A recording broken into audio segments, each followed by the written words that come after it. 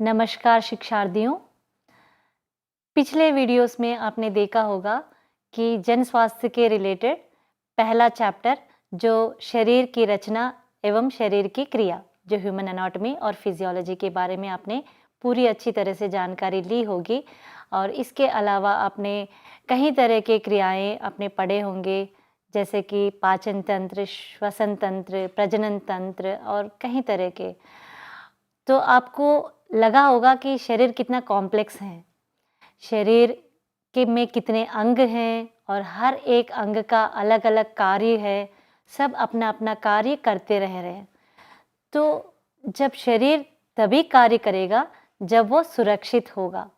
सुरक्षित कैसे होता होगा, इसके लिए भी कोई अलग सिस्टम है या नहीं, ये हम आज जानेंगे।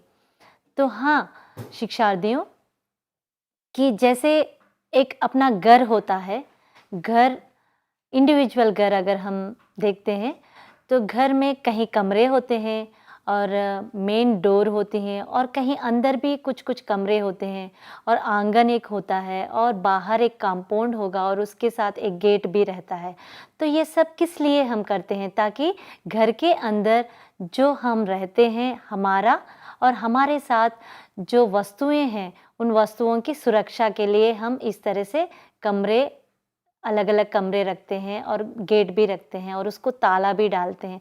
तो इसी तरह से शरीर में भी कई तरह के अंग होते हैं और हर एक अंग इम्पॉर्टेंट अंग होते हैं, जैसे हृदय है और लंग्स हैं, किडनीज हैं, हर एक अंग इम्पॉर्टेंट है, सब अपना अपना काम करते हैं।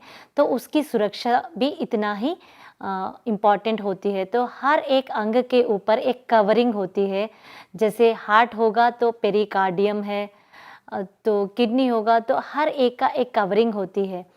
लेकिन फिर भी हमारी ये जो जीवन शैली में हम जो आहार लेते हैं उतना स्वच्छ नहीं हो सकता कभी कभार, और कोई कोई जीवन शैली में अलग अलग कार्य करते हैं। किसी का घर में रह के काम करने का, किसी में बाहर जाकर घूमते हुए काम करने का कार्य होता है। तो इस तरह से रहने से कहीं ना कोई बीमारी हमें हो सकता है। कीटाणुओं से अधिकतर इन्फेक्शियस डिजीज़ हो सकते हैं। तो उसको बचाने के लिए भी हमारे शरीर में कुछ ऐसे सिस्टम है जिसको हम कहते हैं प्रतिरक्षा प्रणाली। हमारा शरीर एवं प्रतिरक्षा प्रणाली के बारे में कैसे ये सिस्टम एक प्रोटेक्ट करती हैं अलग सा, हम ये जानेंगे। प्रतिरक्षा प्रणाली एक ऐसी व्यवस्था जो हमारे शरीर की सुरक्षा करती है, रोगों से लड़ने की शक्ति प्रदान करती है, उसे हम प्रतिरक्षा प्रणाली कहते हैं। और इस प्रणाली के अंतर्गत कुछ विशेष कोशिकाएं हैं, ऊतक हैं, ग्रंथि एवं तरल द्रव्य शामिल होते हैं। तो ये 4 लोग अगर रोड पे हम जा रहे हैं, बहुत तेजी हवा आई है, 1 घंटे तक सभी लोग साथ ही में थे, लेकिन जब काम होने के बाद अपने अपने घर वापस आए हैं तो उन 4 में से किसी एक को छींके आना शुरू हुआ और अगले दिन जो है नाक बह रहा है और नाक लाल हुआ। ऐसा क्यों? बल्कि सबके सब 4 के 4 कल साथ ही थे और एक ही तरह के खाना हमने खाया था और एक ही साथ जो है हम वापस घर लौटे हैं, फिर भी उसमें से 4 में से सिर्फ एक ही को बीमारी हुई है। क्यों हुआ है? ऐसा हमें लगता है कि मुझे ही क्यों हुआ है। तो जिनको हुआ है उनका प्रतिरक्षा का जो प्रणाली है वो इम्यून सिस्टम थोड़ा वीक होता है। तो ये बीमारी को लड़ने की जो शक्ति है वो कमज़ोर होती है। तो इसमें क्या क्या अंग हैं जो इस प्रतिरक्षा प्रणाली में निभाया है वो हम देखेंगे। इससे पहले प्रतिरक्षण का मतलब क्या हम जानेंगे कि रोग उत्पन्न करने वाले जीवाणुओं सहित बाहरी कारकों के विरुद्ध स्वयं को सुरक्षा प्रदान करने की शरीर की अपनी समग्र क्षमता को हम प्रतिरक्षण कहलाते हैं। जैसे कि मैंने बताया है आपको कि सभी मनुष्य का एक ही तरह से प्रतिरक्षण प्रणाली नहीं होती है। किसी का कमज़ोर होता है, किसी का स्ट्रांग होता है। यह भी अपना जीवन में खाए हुआ खाना से ही निर्भर होता है और कुछ कुछ अपने माता पिता से आता है। अगर माता और पिता स्ट्रांग है और उनकी प्रतिरक्षा प्रणाली अगर स्ट्रांग है तो उनसे पाया गया शिशु को भी स्ट्रांग होते हैं। तो ये 2 प्रकार के हैं मुख्यतः, प्राकृतिक प्रतिरक्षा और उपार्जित प्रतिरक्षा। प्राकृतिक प्रतिरक्षा को हम नेचुरल इम्यूनिटी कहते हैं, जो जन्म से अपने माता पिता के द्वारा विरासत से मिलती है। शिशु जब गर्भावस्था में माँ अच्छा आहार खाने से शिशु को भी उसी तरह के आहार रस से शिशु बनता है और माँ का जो रस से जो शिशु बनता है उसको प्राकृतिक प्रतिरक्षा स्ट्रांग वाली मिलती है। और इसके अलावा एक्वायर्ड इम्यूनिटी, जो उपार्जित प्रतिरक्षा जिसे हम कहते हैं, यह प्रतिरक्षा व्यक्ति के जीवन काल के दौरान विकसित होती है और इसलिए इसे उपार्जित या कृत्रिम प्रतिरक्षा कहते हैं। अधिकतर हमें ये जानना चाहिए कि जिनका नेचुरल इम्यूनिटी अच्छा हो तो उनमें बीमारियां कम होते हैं और जिनका नेचुरल इम्यूनिटी कमज़ोर हो तो उनको छोटी से छोटी बीमारी भी बहुत गंभीर लगने लगता है और कोई दवाइयाँ लेने से भी इतना जल्दी ठीक नहीं होता है। जैसे कि हेल्दी हम कहते हैं तो हेल्दी में हील और थाई, HEALTHY, हील थाई, इसका मतलब है कि बीमारियां सबको होते हैं लेकिन टाइम से अगर वो अपने आप ठीक होता है तो उसे हेल्दी हम कहते हैं। और वो नेचुरल इम्यूनिटी जिनका अच्छा हो तो वो अपने आप ही हील होता है बिना कोई दवाइयों से, और जिनका ठीक नहीं है तो उनको दवाइयाँ लेने पर भी बहुत देर से ठीक हो जाता है। और एक्वायर्ड इम्यूनिटी उन्हें कहते हैं जो कृत्रिम प्रतिरक्षा कहते हैं।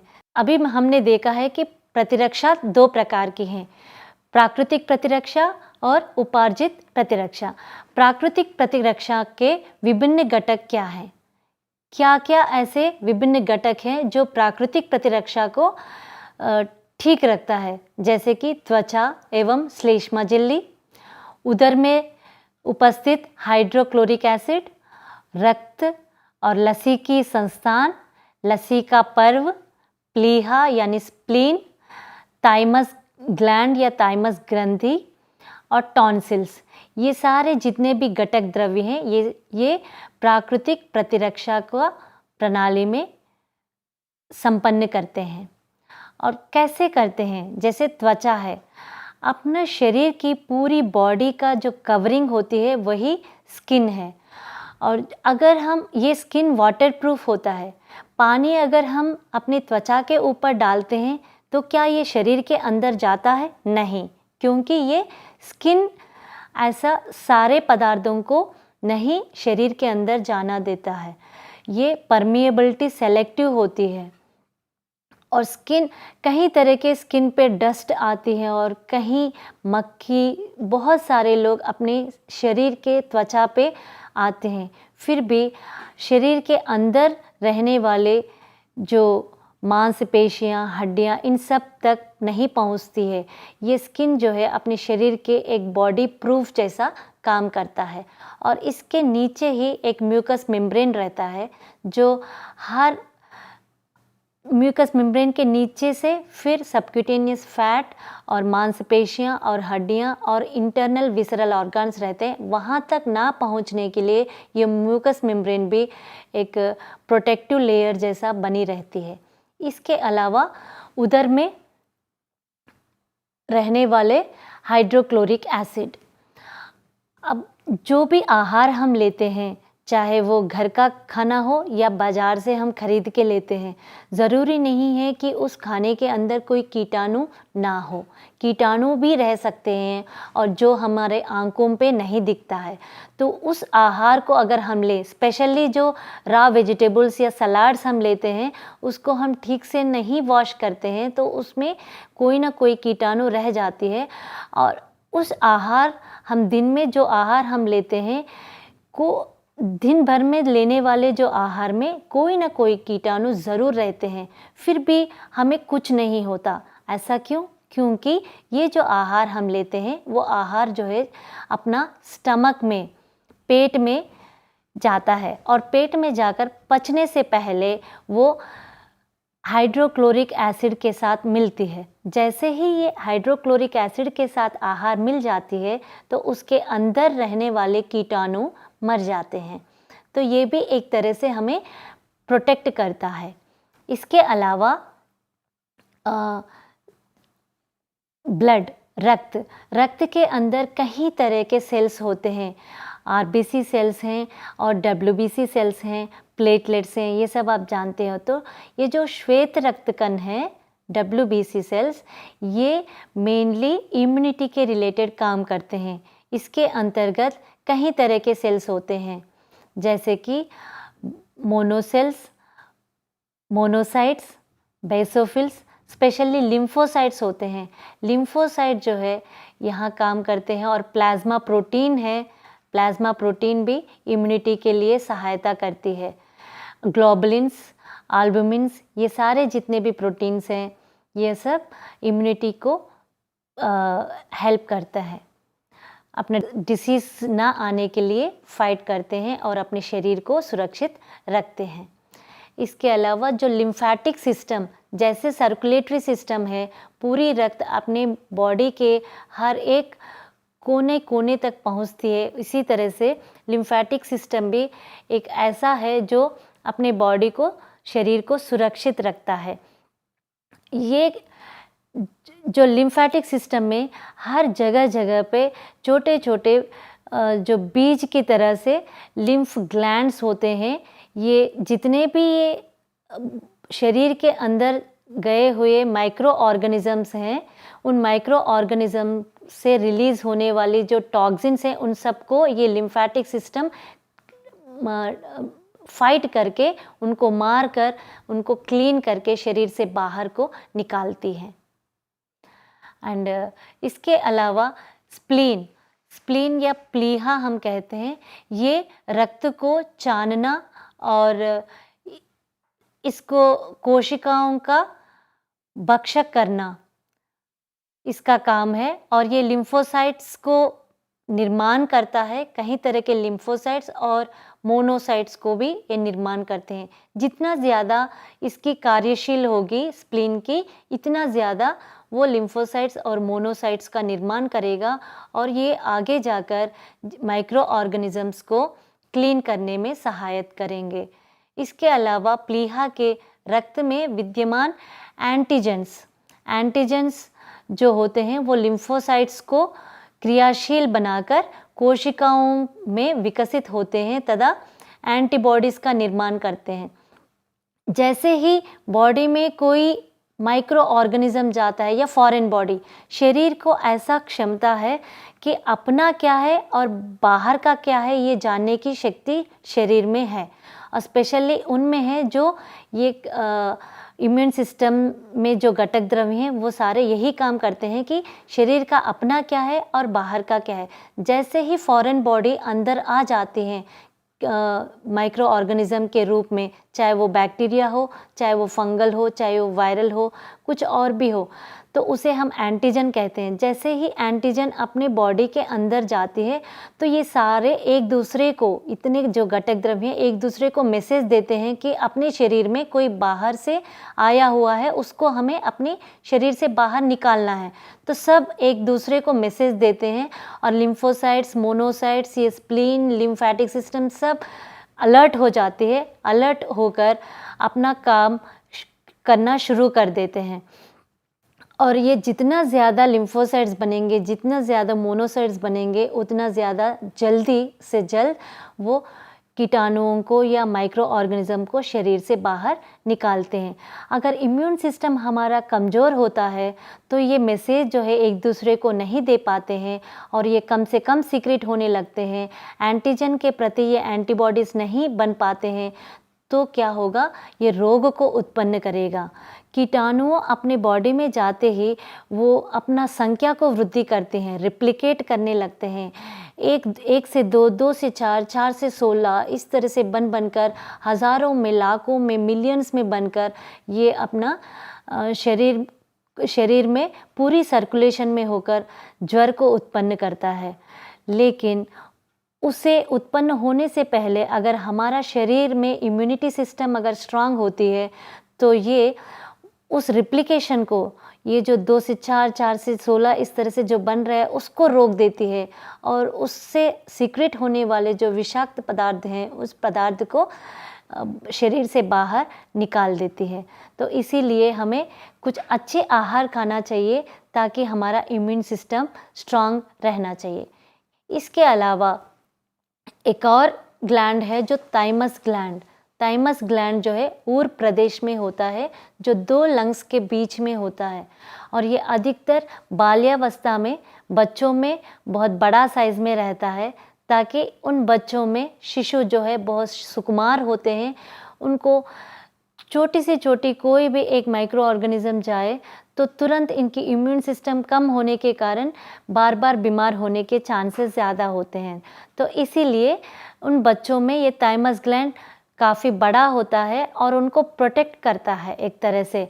थाइमस ग्लैंड जैसे ही बच्चे होते हैं तो ये बड़ा होगा और ये बच्चे अगर अडल्ट बन जाते हैं, बड़े हो जाते हैं, तो अपने आप ये थाइमस ग्लैंड छोटा हो जाता है क्योंकि इसकी काम तब कम हो जाता है। जैसे बच्चे होते हैं तो उस समय में इनकी थाइमस ग्लैंड की क्रियाशील बहुत बड़ी होती है। थाइमस ग्लैंड की भी हमें ये फिल्टर करता है, कई तरह के माइक्रो ऑर्गेनिजम्स को ये फिल्टर करता है। इसके अलावा टॉन्सिल्स हैं। मुंह के अंदर, जीभ के पीछे 2 दाएं और बाएं टॉन्सिल्स होते हैं और ये टॉन्सिल्स नॉर्मली होता है तो उसमें कोई लाल नहीं रहता। जैसे ही कोई इन्फेक्शन होती है वो तुरंत जो है लाल और इन्फ्लेम्ड हो जाते हैं और ये भी प्रोटेक्ट करते हैं। ये इसलिए कि जितने भी आहार हम ले रहे हैं, आहार के थ्रू भी हमें कोई माइक्रो ऑर्गेनिज्म जा सकते हैं या सांस जो हम लेते हैं नाक से, वो हवा से भी कोई माइक्रो ऑर्गेनिज्म जा सकते हैं। या घर में कोई ऑलरेडी कोई ट्यूबरकुलर पेशेंट है जो वो खांसता है या छींकते हैं तो उनके छींकने से भी वो बैक्टीरिया दूसरों को फैल सकती है। तो इस तरह से जाने के बाद अंदर जो लंग्स में जाने से पहले ही टॉन्सिल्स यहाँ रोक देते हैं।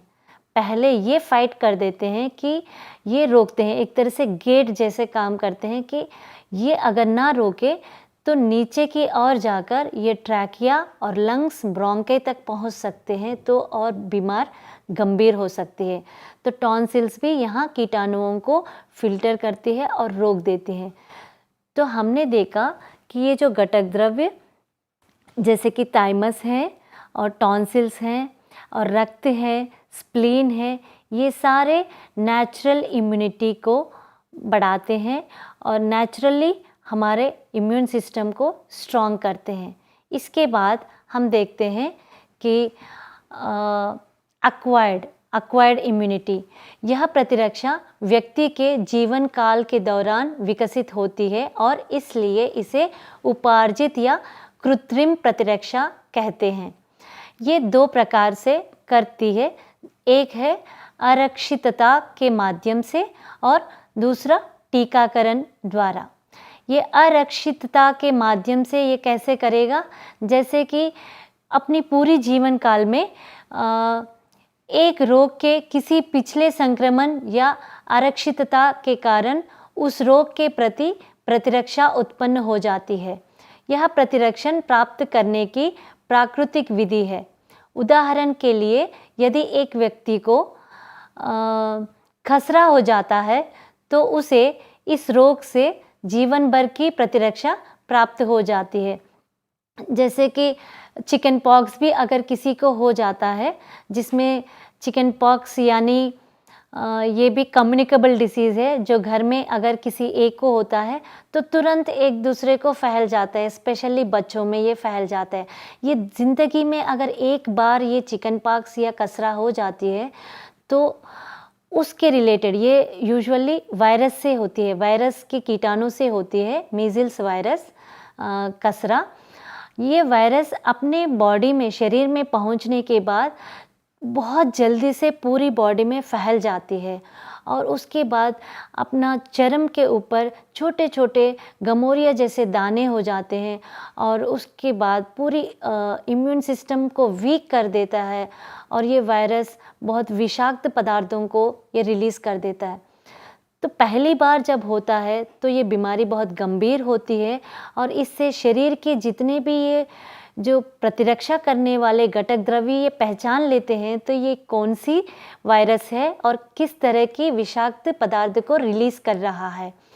तो ये पहचान हो गया है, उसके बाद दोबारा कभी भी इस तरह के मीज़ल्स वायरस अपने शरीर में अगर चला जाता है तो तुरंत ही उस एंटीजन को के रिलेटेड एंटीबॉडी रिलीज़ कर देती है, क्योंकि पहली बार जब कसरा होता है तो कई तरह के अपना शरीर से एंटीबॉडीज़ तैयार करके रखती हैं। दोबारा इसी वायरस जब शरीर में एंटर होता है तो एंटीबॉडीज़, तैयार हुआ एंटीबॉडीज़ और ज़्यादा एंटीबॉडीज़ को बनाता है ताकि दोबारा ये डिसीज़ ना हो। तो ये एक्वायर्ड इम्यूनिटी कहते हैं। लेकिन आज के टाइम में हमें ये देखने को मिलता है कि खसरा ज़िंदगी में एक बार होती है तो दोबारा भी हो रहा है, लेकिन जब दोबारा होता है तो पहले जैसे गंभीरता नहीं दिखाती है, हल्का होता है, 2-3 दिन के लिए होके फिर ठीक हो जाते हैं। तो ये एक्वायर्ड इम्यूनिटी का एक अंश है जो आरक्षितता के माध्यम से होता है। इसके अलावा एक होता है टीकाकरण के द्वारा। टीके निष्क्रिय या कमज़ोर रोगजनक या उनके उत्पाद हैं जो प्रतिजन या बाहरी एजेंट के रूप में कार्य करते हैं। जब शरीर में टीका लगाया जाता है तो वह विशेष रोगजनक के विरुद्ध प्रतिरक्षा प्रणाली को सक्रिय कर देता है। नवजात शिशु को टीबी ना आने के लिए जन्म होते ही हम बीसीजी, जो बैसिलस कैलामेट ग्यूराइन की जो सब इंट्राडर्मल हम देते हैं वैक्सीन, ये टीका हम देते हैं ताकि वो आगे अपनी ज़िंदगी में ट्यूबरकुलर ना हो। तो इसमें जो टीका में होता क्या है, ये जो कीटाणु है उसी को पैसिफाई करके या हल्का उसको कमज़ोर करके हल्की मात्रा में दिया जाता है ताकि ये जो एंटीजन जब बॉडी में रहता है तो उसके प्रति एंटीबॉडीज़ रिलीज़ हो जाए। रिलीज़ होने के बाद बॉडी जान लिया, शरीर जान लेते हैं कि इस तरह के आगे अगर कोई कीटाणु शरीर में आते हैं तो किस तरह से हमें एंटीबॉडीज़ तैयार करना है वो जान लेते हैं। तो राष्ट्रीय टीकाकरण के अनुसार कई तरह के टीकाएं हमें देखने को मिलता है, जैसे कि जन्म से लेकर 15 साल तक के वर्ष के बच्चों में हमें टीकाकरण देते हैं। कम्युनिटी हेल्थ वर्कर को इस शेड्यूल के बारे में जानना बहुत ज़रूरी है। तो ये टीकाकरण के अंतर्गत क्या क्या टीकाएं आते हैं, जैसे मैंने कहा है कि बीसीजी जो टीबी ना होने के लिए देते हैं, और इसके अलावा डिप्थीरिया, पर्टुसिस और टेटनस जिसको हम डीपीटी कहते हैं, ये भी दिया जाता है 1.5 महीने से 1.5 महीने पे, फिर 2.5 महीने पे, फिर 3.5 महीने में दिया जाता है। इसके साथ साथ पोलियो वायरस देते हैं। पोलियो वायरस से बचाने के लिए पोलियो ड्रॉप्स पिलाया जाता है, 2-2 बूंद जन्म में भी दिया जाता है और हर डीपीटी के साथ साथ 2 बूंद दिया जाता है। इसके अलावा हेपेटाइटिस बी भी दिया जाता है, ये इंट्रामस्कुलर देते हैं और ये 0.5 ml दिया जाता है, ये भी डीपीटी के साथ साथ देते हैं। कुछ राष्ट्रों में ये पेंटावैलेंट वैक्सीन के रूप में 5 को मिलाकर दिया जाता है। इसके अलावा खसरा को 9वां महीना कंप्लीट होने के बाद 10वीं महीना गिरते ही खसरा का इंजेक्शन जो मीज़ल्स वैक्सीन देते हैं। और इसके अलावा MMR मीज़ल्स, मम्स, रूबेला इसका वैक्सीन भी देते हैं 15 से 18 महीने के बीच में। और DT वैक्सीन, फिर TT वैक्सीन भी दिया जाता है। ये बेसिक वैक्सीन्स हैं जो गवर्नमेंट की तरफ से देते हैं। इसके अलावा भी कई तरह के वैक्सीन्स होते हैं जो ऑप्शनल वैक्सीन हम कहते हैं, जैसे कि रोटा वायरस होती है। ये वायरस अगर बच्चों में आक्रमण करने से बहुत सारे दस्त, अतिसार और लूज मोशंस और वॉमिटिंग्स होते रहते हैं, जिसके कारण शिशु को डिहाइड्रेशन भी पहुंच सकती है। तो ये सब बचाने के लिए रोटा वायरस देते हैं। इसके अलावा मेनिंजोकोकल वैक्सीन भी दिया जाता है। ये सब टीकाकरण के द्वारा हम एक्वायर्ड इम्यूनिटी को प्राप्त कर लेते हैं। जो टीकाकरण है राष्ट्रीय नेशनल इम्यूनाइजेशन शेड्यूल के अलावा भी कम्युनिटी हेल्थ वर्कर को अलग सा जो ऑप्शनल टीकाएँ हैं उसकी जानकारी भी लेना बहुत ज़रूरी होता है। और TT वैक्सीन जो प्रेग्नेंट लेडी को देते हैं, ताकि प्रेग्नेंट लेडी को देने से वो शिशु तक पहुंच जाते हैं। ये TT धनुर्वात के लिए देते हैं। टेटानस वैक्सीन टॉक्साइड है ये, टेटानी से बचाने के लिए।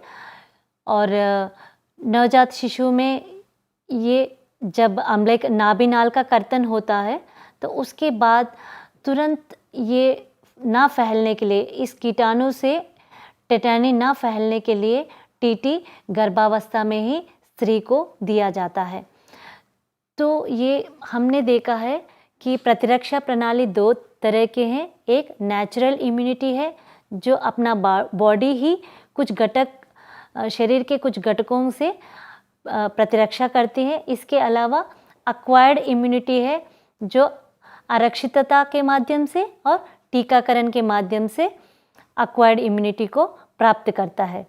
तो चाहे कुछ भी हो, अपना इम्यूनिटी अगर ठीक रहना हो तो हमारा जो आहार और विहार ऐसी तरह होना चाहिए कि बहुत ज़्यादा एंटीऑक्सीडेंट से भरपूर वाली आहार लेनी चाहिए।